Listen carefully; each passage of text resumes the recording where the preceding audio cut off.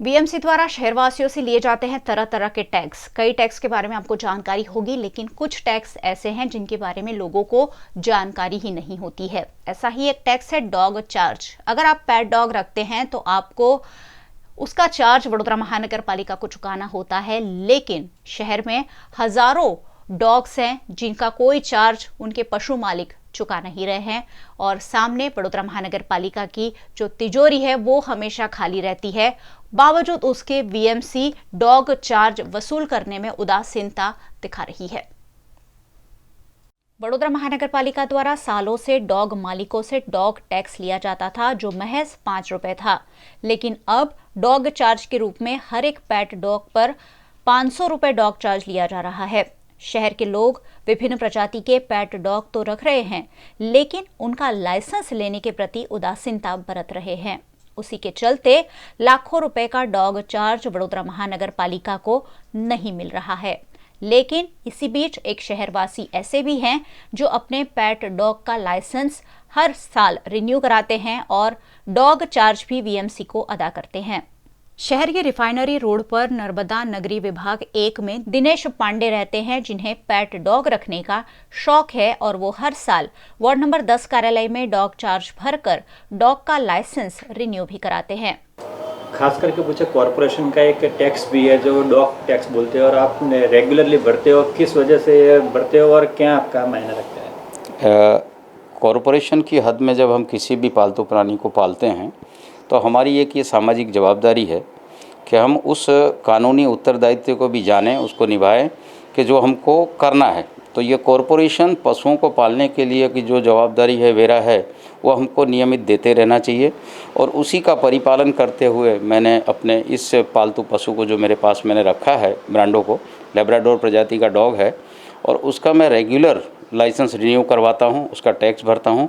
और ये dog tax मैं ऐसा चाहता हूँ कि नियमित रूप से भरना ही चाहिए, यह हमारी सामाजिक जवाबदारी है। कितने रुपए से शुरू किया था आपने भरने का और कितने रुपए तक पहुँचे अभी तक? मैं 50 रुपया जब इसका था तब भरता था, शायद इससे भी कम था तो मुझे याद नहीं है, लेकिन जो आखिरी मैंने भरा है वो 500 रुपया है। ये 500 रुपया तक पहुँच गया है। इस साल 500 रुपया में इनका डॉग लाइसेंस रिन्यू हुआ है, तो 500 रुपया इसका साल का, 1 साल का लाइसेंस का इसका चार्ज 500 रुपया कॉरपोरेशन में भरना पड़ता है, जो मैंने पे किया। कॉरपोरेशन सामने क्या बेनिफिट देती है? इसमें कॉरपोरेशन की ओर से वैसे कोई सीधा आपको बेनिफिट नहीं है, लेकिन ये कॉरपोरेशन की हद में आप रह रहे हैं एक नागरिक के रूप में, आपको स्वतः ये समझना चाहिए कि मैं जब यहाँ रह रहा हूँ तो ये मेरी जवाबदारी है। कॉरपोरेशन ने जो एक नियम बनाया है, जो एक नागरिक को पालना चाहिए, और उसी को पालते हुए मैंने अपनी ओर से ये समझा कि मुझे ये भरते रहना चाहिए और मैं भरता रहता हूँ।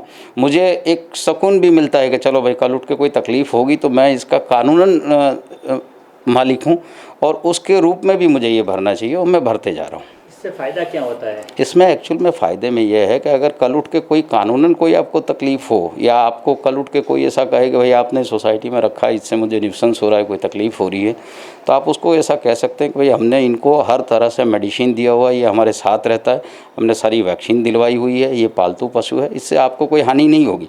अगर फिर भी कोई दलील चलती है तो उस दलील में ये हमको कानूनन रूप से एक आधार मिल जाता है कि देखिए भाई, हमने कॉरपोरेशन से भी इसका लाइसेंस बनवा के रखा है और इस लाइसेंस के तहत हम इसको रखने के अधिकारी हैं और हम इसको रख रहे हैं। वहीं दूसरी ओर विपक्ष के नेता और कांग्रेस के नगर सेवक चिराग झवेरी ने इस मामले नगर सेवकों और बीएमसी के पदाधिकारियों पर निशाना साधते हुए कहा कि बीएमसी द्वारा ध्यान नहीं दिए जाने से करोड़ों रुपए का नुकसान हमेशा उठाना पड़ रहा है।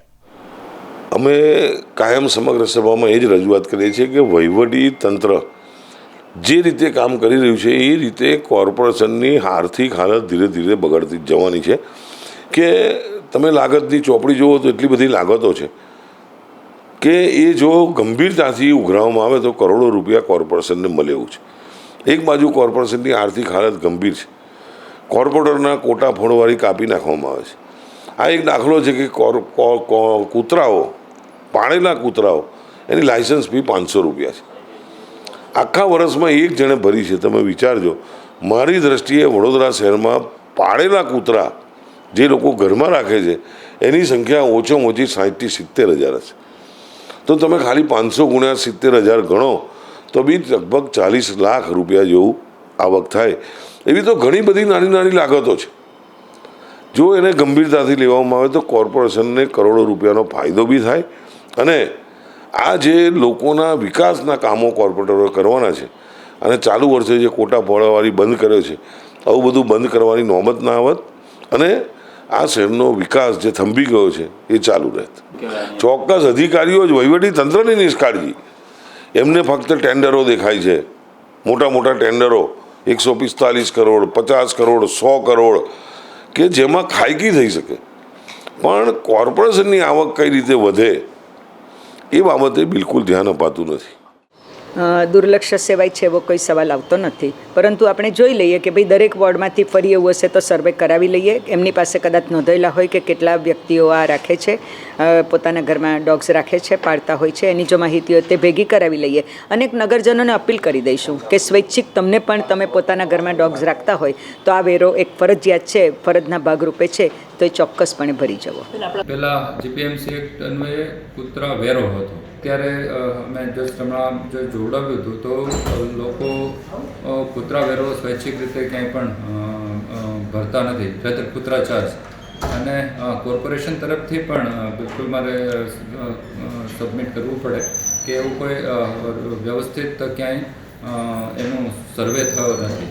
પરંતુ હવે કઈ રીતે એનો સર્વે થઈ શકે, હવે અમારી ડોર ટુ ડોર કલેક્શનની ગાડી દરરોજ તમામ ઘરમાં જતી હોય છે, એના દ્વારા અમારા બ્લોક કારકુન દ્વારા કે અમારા સફાઈ કર્મચારીઓ દ્વારા જ્યાં જ્યાંથી આ માહિતી મળે તો એ વોર્ડમાં પહોંચાડી અને આ વર્ષે આ કૂતરા ચાર્જ છે એ મેક્સિમમ એની વસૂલાત થાય એવા પ્રયત્ન કરવામાં આવશે.